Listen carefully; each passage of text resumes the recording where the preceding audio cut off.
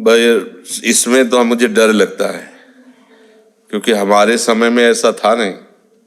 जो हम स्कूल में जाते थे, पढ़ते थे, तो ऐसा नहीं था। वो गर्लफ्रेंड बॉयफ्रेंड वाला व्यवहार था ही नहीं। ये तो सुना ही नहीं था हमने, या तो आके नए नए बच्चे जब जुड़े तब हमें बताया। मतलब व्यभिचार की पूरी छूट, अपने मन को दे देना। आज का भले बुरा लगे, आज का जो नया समाज है इसे उन्नति समझ रहा है। हमारी दृष्टि ये है, 4-4 बॉयफ्रेंड, 4-4 गर्लफ्रेंड। हम ये नहीं कहते कि अगर गृहस्थ में जाना है तो 20 वर्ष तक तो संयम से ले हो। फसल पक जाए ना, फिर अगर काटोगे तो गेहूं की राश निकलेगी, और गेहूं गलेथ में पहले ही काट लिया तो भूस भी सही निकलेगा, नहीं दाना की तो बात जाने दो। ऐसे ही अभी 13, 14, 15, 16, 17, 18, 19, 20 ये फसल गलेथ में है किसानी भाषा में। अभी फसल पक्की नहीं हुई।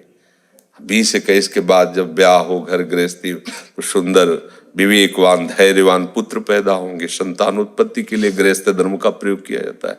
वैसे ही मन बड़े बड़े साधकों को विचलित करता है। नए बच्चे हो, साधना शास्त्र का तो ज्ञान ही नहीं, केवल इंद्रिय विलास का ज्ञान है, मनोरंजन का ज्ञान है। अब ऐसे मिलकर मनोरंजन करने लगे, गलत मार्गों में चल जा रहे हैं। कभी कभी जैसे नए बच्चे जुड़ते हैं, उनसे जब बात करते हैं तब हमें पता चला कि ऐसा होता है। 4-4 बॉयफ्रेंड, 4-4 गर्लफ्रेंड। तो अब हम उसको क्या कहें कि तुम्हारी उन्नति हो रही है, पतन हो रहा है? आप विचार करके देखो, इसे हम उन्नति कहेंगे क्या? आप स्कूल जा रहे हो, आप शराब पी रहे हो, आप व्यभिचार कर रहे हो, आप गंदे आचरण में, उन्नति का लक्षण है कि पतन का लक्षण है? जिसे हम घोर पाप कहते थे उसे आज हम मनोरंजन मान रहे हैं। हम इस बात से अंदर ही अंदर मतलब दुखी है कि हमारी जो नई पीढ़ी आने वाली है अब ये क्या करेगी। सोचो, जिस बच्चे की ऐसी आदत हो गई है वो क्या एक पत्नी व्रत में रह पाएगा? जिस बच्ची की ऐसी आदत हो गई, क्या वो एक पति व्रत में रह लेगी? क्या एक पति को प्राप्त करके संतुष्ट होकर परिवार का संचालन कर पाएगी? नहीं कर पाएगी, क्योंकि उसका स्वभाव बिगड़ गया। अच्छा, वो ये नहीं जानती कि मैं बिगड़ रही हूं, क्योंकि अवस्था ऐसी होती है, हंसी खेल में, मनोरंजन में वो फिसलते हुए ऐसी जगह पहुंच जाती है जहां से वो लौटना मुश्किल हो जाता है, अपनी स्थिति में आना मुश्किल हो जाता है। तो मेरी प्रार्थना है सब बच्चों से, जब तक आपका ब्याह ना हो आप मित्रता भले किसी से करो, लेकिन कुमित्रता मत करो, कुमार्गगामी मित्रता मत करो, जिससे आपका जीवन अपवित्र हो जाए। आपके माता पिता आपके आचरण देखकर जलते रहें और मुंह छुपाते रहें। ऐसा आचरण बच्चों को नहीं करना चाहिए। हंसी खेल सब होता है, हंसी खेल करो, हमें कोई परेशानी नहीं। आप मनोरंजन करो, खेलो कूदो। जरूरी आप ऐसे स्तर पर खेल उतार दो जहां से संभलने मुश्किल हो जाए। गंदे आज अभी बच्चा पढ़ना नहीं आया उसको, और सारी बातें सीख गया एक गृहस्थ की जैसी। मोबाइल सिस्टम है, सर्च करो। ऐसे गंदे आचरण वाले बच्चे, उनसे मिलकर के अपने आचरण को ही नष्ट कर देते। कल भी यही चर्चा की थी। हमारे देश में चरित्र की पूजा होती है, अन्यत्र कहीं नहीं होती ऐसी। जैसे हमारा भारत देश है, अगर हम रामायण पढ़ते हैं तो रामचरित्र पढ़ते हैं। किसी बात में कोई कम थोड़ी है, सब भगवान के अंश। पर चरित्र बिगड़ गया तो वही दुरात्मा, चरित्र बन गया तो वही महात्मा। क्या आप गृहस्थ में होते हुए महात्मा नहीं हो सकते? दूसरों को सुख देने वाले नहीं बन सकते? सोचो, आप अपने जीवन को अपवित्र कर लिया, अब आप कैसे गृहस्थ होंगे? आप विचार करके देखो, कैसे गृहस्थ होंगे? ये जो हमारी जिंदगी बर्बादी की तरफ जा रही नई पीढ़ियों की, इसे जरूर संभालना चाहिए। माता पिता को, एक तो आजकल कोई मान ही नहीं रहा, ना माता पिता की बात मान रहा, शास्त्र स्वाध्याय है नहीं। अच्छा, टेलीविजन, मोबाइल, आईपैड, लैपटॉप, ये ऐसी व्यवस्था है। आप सर्च करो, हॉलैंड, इंग्लैंड, अमेरिका, जो चाहो देख लो बैठ के। अब नए बच्चे, उनका स्वाभाविक प्रवाह विषयों की तरफ है, और सहयोग मिल गया कुसंग तो आग लग गई, नष्ट हो गए। मुझे लगता है कि बहुत सावधान रहना चाहिए। हंसी खेल एक सीमा तक होना चाहिए, मित्रता एक सीमा तक होना चाहिए। ऐसी हंसी खेल, ऐसी मित्रता नहीं जो तुम्हारे जान और तुम्हारे जीवन को नष्ट कर दे। देखो, कोई किसी से प्यार नहीं करता, ये केवल वासनाओं का खेल के लिए हम बोल देते हैं कि हम आपसे प्यार करते हैं, आप हमसे प्यार करते हैं।